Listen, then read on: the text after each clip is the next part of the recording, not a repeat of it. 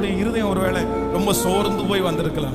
இல்லை நான் எப்படி தாங்குவேன், நான் எப்படி தாண்டுவேன், நான் எப்படி நிறைவேற்றுவேன். இல்லை ஒரு தரிசனத்தை ஆண்டவர் உங்களுக்குள்ள வைக்கிறாருன்னா உங்களை ஆண்டவர் பயன்படுத்தணும்னு சித்தம் கொள்ளுவாரானால் அதற்கான சகலத்தையும் ஆண்டவர் உங்களுக்கு தராம இருக்கவே மாட்டார்.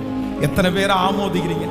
ஸோ அதனால எல்லாருமே எப்படி பாடணும் அப்படின்னு சொன்னா எல்லா சோகத்தையும் மறந்து வச்சுட்டு அந்த மாதிரிலாம் எதுவுமே யோசிக்க வேண்டாம். எல்லாமே நமக்கு நன்மைக்கு தான், எல்லாமே நம்மை உருவாக்குவதற்காக தான், எல்லாமே நம்மை பயன்படுத்துவதற்காக தான்.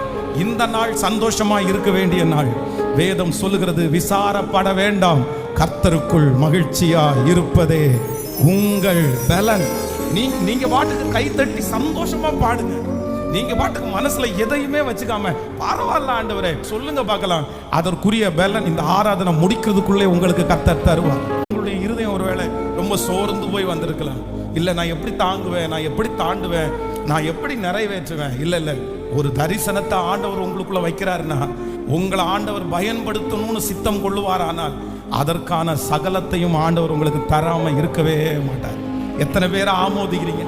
ஸோ அதனால எல்லாருமே எப்படி பாடணும் அப்படின்னு சொன்னா எல்லா சோகத்தையும் மறந்து வச்சுட்டு அந்த மாதிரிலாம் எதுவுமே யோசிக்க வேண்டாம். எல்லாமே நமக்கு நன்மைக்கு தான், எல்லாமே நம்மை உருவாக்குவதற்காக தான், எல்லாமே நம்மை பயன்படுத்துவதற்காக தான். இந்த நாள் சந்தோஷமா இருக்க வேண்டிய நாள். வேதம் சொல்லுகிறது, விசாரப்பட வேண்டாம், கர்த்தருக்குள் மகிழ்ச்சியா இருப்பதே உங்கள் பலன். நீங்க பாட்டுக்கு கைத்தட்டி சந்தோஷமா பாடுங்க. நீங்க பாட்டுக்கு மனசுல எதையுமே வச்சுக்காம பரவாயில்ல ஆண்டவரே சொல்லுங்க பார்க்கலாம்.